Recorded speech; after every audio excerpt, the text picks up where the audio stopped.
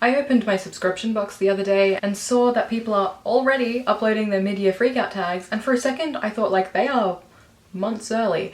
No, I just don't notice the passage of time. We are halfway through the year, and that is crazy. Hello, welcome to another year of the mid-year freakout tag. I've read some books, some good, some less good, but let's talk about them. Before we get into the questions, I like to share where I'm at with my goals.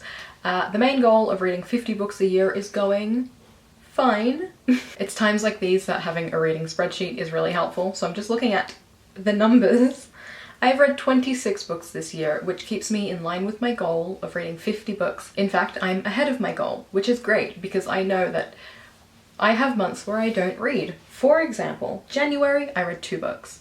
February I read 8. That's great. March I read 9. And then in April I read none. In May I came back strong with 6. It's currently the 18th of June and I have read 1 book this month. So the problem is, I'm going to be completely honest, I've been reading a lot of fanfiction lately, and so published books are really by the wayside right now.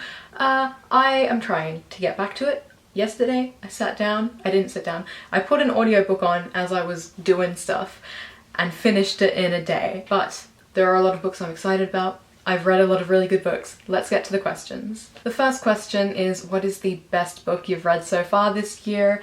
And for me, it's simple, and that is This Is How You Lose the Time War by Max Gladstone and Amal El-Mohtar. I am speechless when it comes to this book. I had heard so much about this book, to the point where I was really nervous to read it because I was worried I wouldn't like it. The thing is, this book is so far from what I'm typically reading, but I think perfectly encapsulates so much of what I love in books. It is like a semi-epistolary novel. There is about an even spread of narrative and letters. It is sci-fi, which I never read, but it's also just written in the most beautiful way. This book had been on my TBR from when it came out. I remember hearing about it when it was first published and immediately being intrigued, but way too scared. I knew I wanted to read a physical copy, and so I kept my eye out at bookstores and could just never find it until I did. I'm pretty confident that this is the best book I've read this year because it was on my shelf when I was trying to pick out a TBR for a month. I can't remember when I read it, but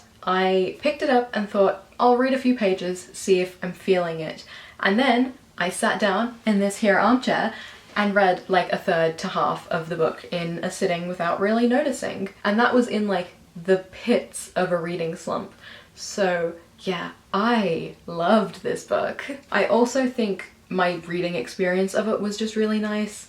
Like I said, I read some of it sitting here, but I also took it to the park with my best friend and just sat under a tree on like a beautiful like Australian autumn day, super clear sky. I could hear a kookaburra singing in the background. It was truly like a perfect moment. The second question is, what is the best sequel you've read this year?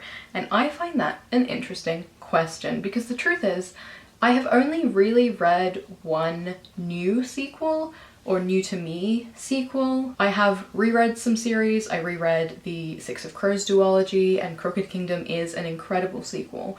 I reread The Mortal Instruments and The Infernal Devices, but the only new to me series and sequel that I have read this year is the A Marvelous Light series with the sequel A Restless Truth and the, I nearly said threequel, and the third book in the series, A Power Unbound. This series just was incredible. I didn't go into it with very high expectations. I hadn't heard much. I had heard that it was a magical realism set maybe in the Victorian era with an adult main character. That was basically all I knew going into it. But my library had the audiobooks, so I put the first one on and absolutely loved it. And then I put the second one on and absolutely loved it. And then I put the third one on and absolutely loved it. I had so much fun with this series. I haven't seen a lot of people talking about this series, but when I do, I see a lot of people talking about the first book, and I see a lot of people talking about the third book, and there just isn't a lot of conversation that happens around the second book. And I have my personal theories as to why.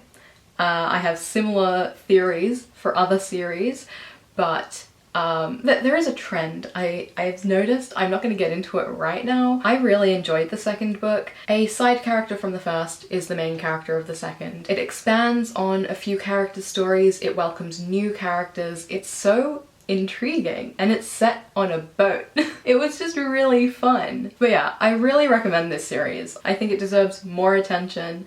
Yeah. The next question is, what is a new release that you want to read but haven't yet? And for me, that is The Familiar by Leigh Bardugo. I pre-ordered this book. I was so excited when it showed up. I opened the first page and read it and then got busy doing other stuff.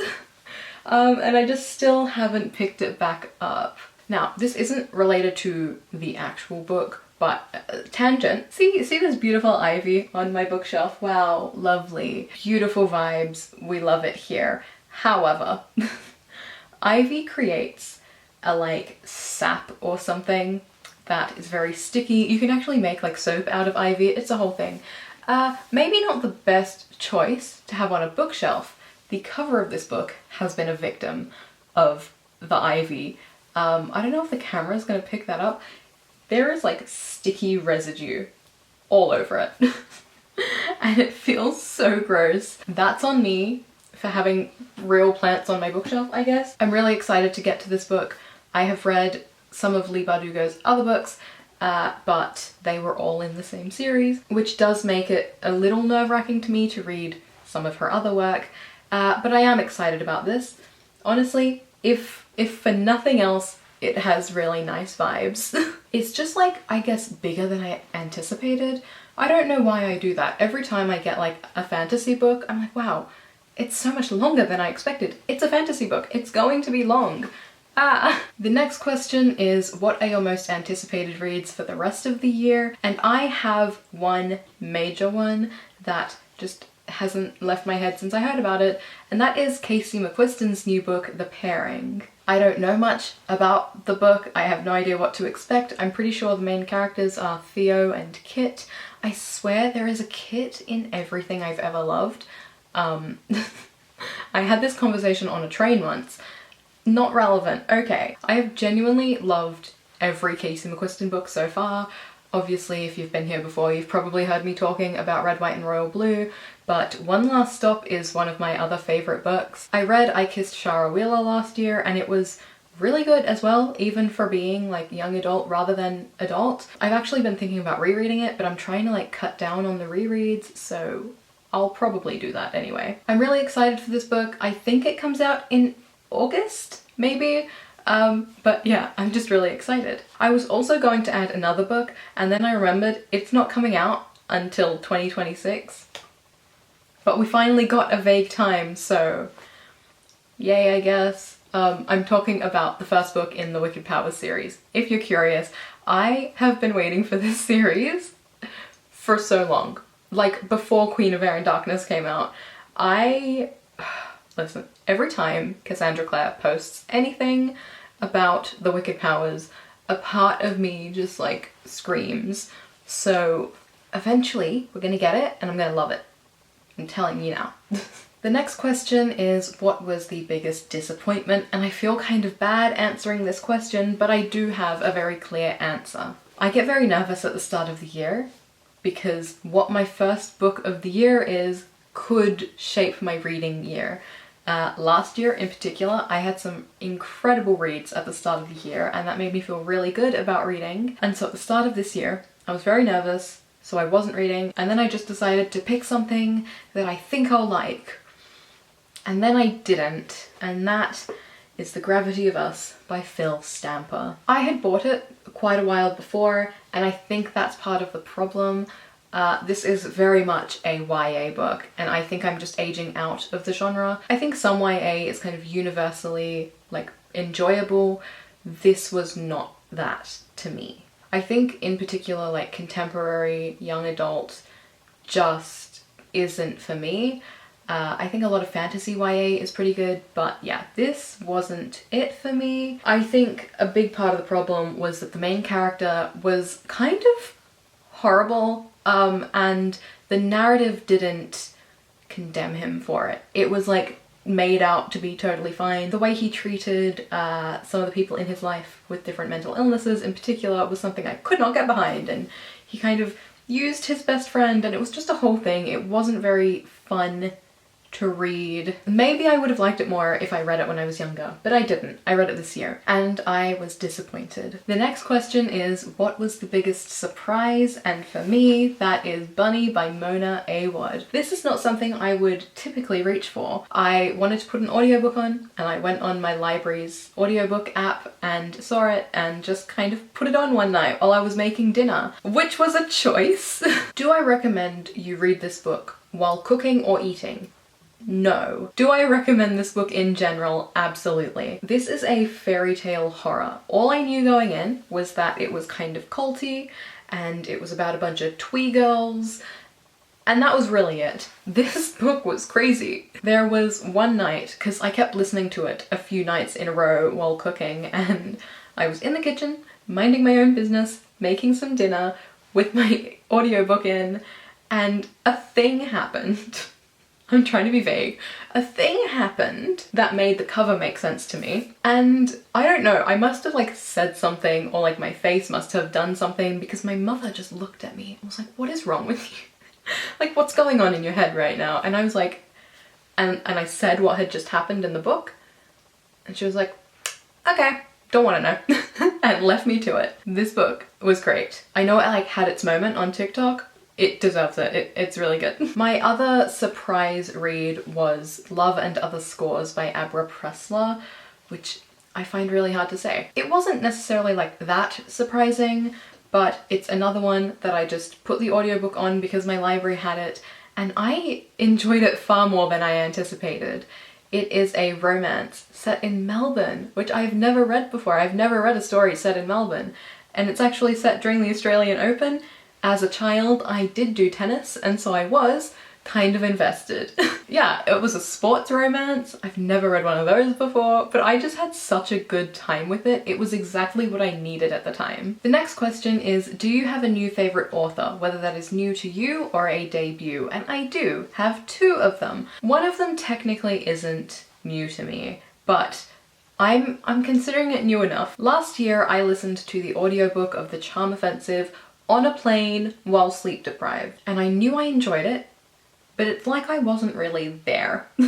And so I reread The Charm Offensive this year. I re-listened to the audiobook and then picked up a physical copy of the book because I just loved it so much and I know I want to reread it again. But as soon as I finished my reread, I immediately jumped into the author's other book, Kiss Her Once for Me, which was also wonderful and sweet. It is a like Christmassy book. I did read it in like May. Oh well, and I saw that she has also just published another book, which is super exciting. Definitely a new favorite author for me. I also really enjoyed Freya Marske, who is the author of A Marvelous Light. I typically wouldn't say I have a new favorite author if I've only read like one series from them, but as soon as I finished it, I went to see if she was doing anything else and saw a book that is coming out at some point. I don't know if it's happening this year, next year, I'm not sure. If it is this year, add that to the list of most anticipated. I think it's called Swordcrossed, maybe? I am not sure. But I'm keeping an eye out on all of their future work. That is what it is to me to be a favorite author, to be someone whose work I am following. So yeah, I don't know why that was so hard for me to say right now. The next question is, do you have a new fictional crush? And I find this question really difficult to answer because I simultaneously like don't do fictional crushes and also have a fictional crush on like every character ever. So I really do just let myself fall in love with any character from anything I'm reading. I think it just makes the reading experience a little more fun. I'll be honest, a lot of this year, my mind in terms of like fictional crushes has been taken up by a TV show, so listen, maybe not, I don't know. I don't have an answer to this question.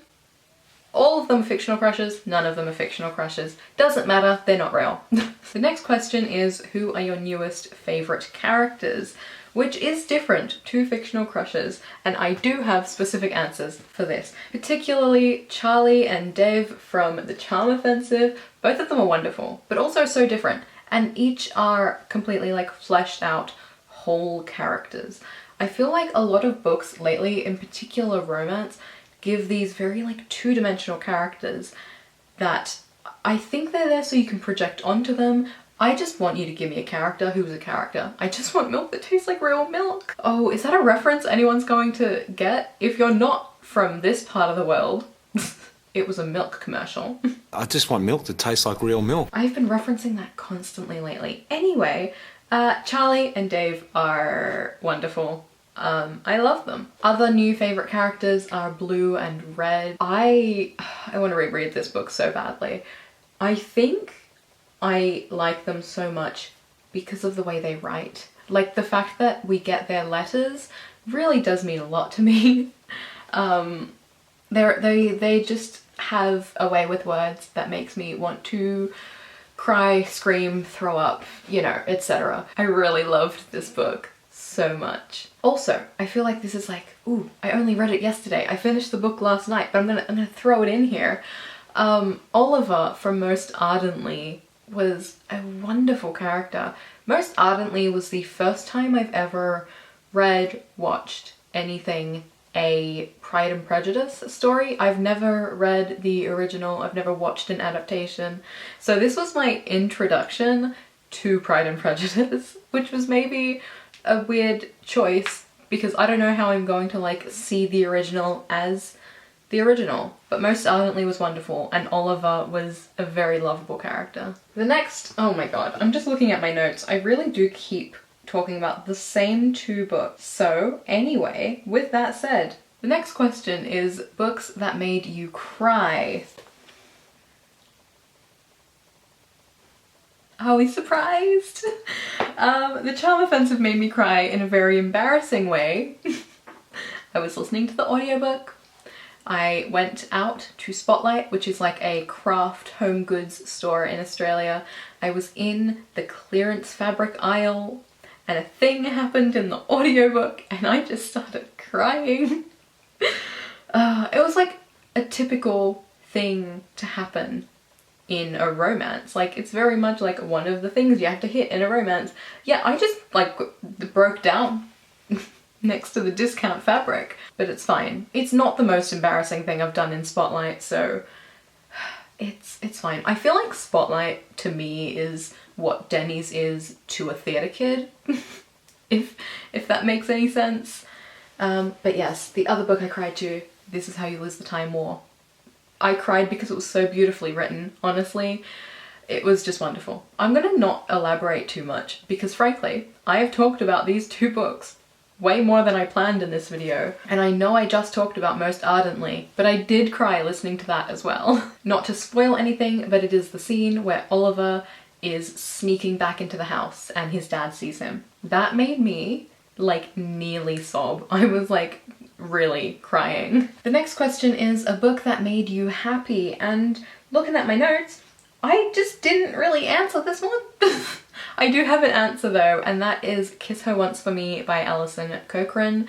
I thought it was wonderful. Again, it's a Christmas book that I read in May, but I don't really care. It just was like this joy. I mean, it was also like kind of devastating a little bit at times, but the end made me really happy.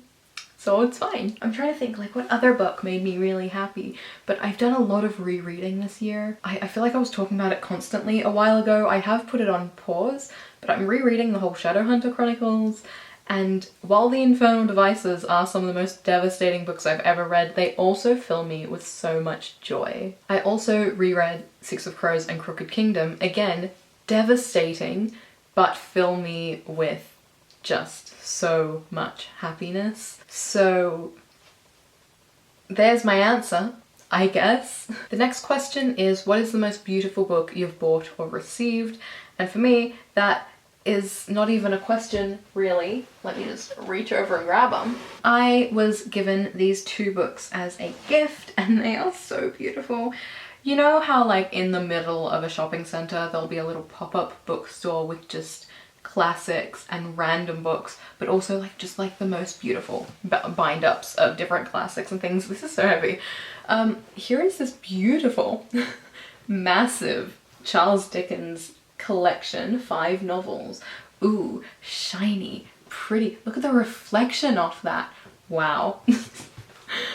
This thing honestly looks like a fancy old Bible. But it's not. It's Charles Dickens. It's beautiful. But what is more beautiful is this collection of Grimm's fairy tales.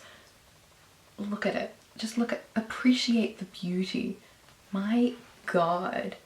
It really is something, isn't it? Also, shiny, reflective. It also has really pretty end paper. This is arguably the prettiest cover that I own, really. And the last question is, what books do you need to read by the end of the year? There are a lot. There are books that I've been meaning to read all year because they have been on TBRs. I have started them and not finished them. I just really want to get to them, and the list is growing and growing. I'm actually thinking about doing a mini readathon to try and knock out as many as possible, but we'll see. Life's a bit weird right now, and as much as I'd love to dedicate like 36 hours straight to reading, I can't right now. But my first thought was The Familiar, because I pre-ordered it, I want to read it, but also The Pairing by Casey McQuiston. That's one that I feel like as soon as it comes out I need to read it, and I can't do my usual thing of going out on the day and buying a copy and then not touching it for a year. I need to actually read it, but they're slightly out of reach. They're all on that top shelf. I'll just mention them by name. I, for months, have been slowly reading and not making much progress on Love Letters by Vida and Virginia because it's beautiful and I'm really intrigued, but I just haven't been picking it up. Similar to that, Maurice or Morris by E.M. Forster, which is one that I special ordered because no bookstore around me stocks that book, and then I got it and didn't read it. I read part of it, had a really long introduction with a lot of like the context and history and stuff, and then I got to the actual plot and stopped. Also, one that is maybe a bit random that I'd like to read by the end of the year is A Stroke of the Pen by Terry Pratchett. I started reading it last October or November. It's a collection of short stories and I was really enjoying it, and I just never finished it, and I don't know why. But it's nearly been a year now, and so it's probably time. But yes, that was the mid-year freakout tag. I cannot believe we're halfway through the year. I've been talking to friends a lot about this lately, but time just keeps passing. And I know that might sound silly because obviously, like, that's what time does. It keeps going. But I feel like we should be maybe in March, not June, and I just feel really weird about it. I feel like I've done nothing at all this year. I've been getting a bunch of memories on social media from this time last year, and I really cannot believe it was a year ago. One of my favorite videos that I've ever made was over a year ago now, and I can't believe it. If you're curious, it is the sewing a dress to see the stars or something. I named it something like that. It's not a dress, it's a top and a skirt, but that was a year ago. That was such a fun night. And it was so long ago already. I just realized that I said I'd check in on my goals, and I only checked in on my like number of book goal. Earlier in the year I created you can't see that. I created like a bingo card reading challenge thing, and I should probably have a look. There are only 8 tasks on it, but try a genre you never read. I would say I did that by reading This Is How You Lose the Time War. I don't typically read sci-fi, like ever. The next is Read Out in Nature. I also did that. I've done that a couple times. I did that with This Is How You Lose the Time War. Read a book in a day. I have listened to audiobooks in a day. If that counts, then yes. If it doesn't, I don't think so. I don't think I've sat down and read an entire book with my eyes in a day. Annotate a book. I still haven't done because I'm too nervous to. I have always wanted to be someone who annotates, but I'm scared I'm gonna like ruin my books, so I haven't. Buddy read is another one that I haven't done. I think buddy reading is kind of hard because you have to coordinate with another person, and I just haven't. So, whoops. Write a book review. I started this year with high hopes, and one of those hopes would be that every time I read a book, I would at least take a few notes. And the intention there was basically to make my life easier for when I do wrap-ups, especially my end of year wrap-up, because I really struggled last year to remember my feelings on a lot of the books I read. Alas, have not done that. Read a classic. I'm trying.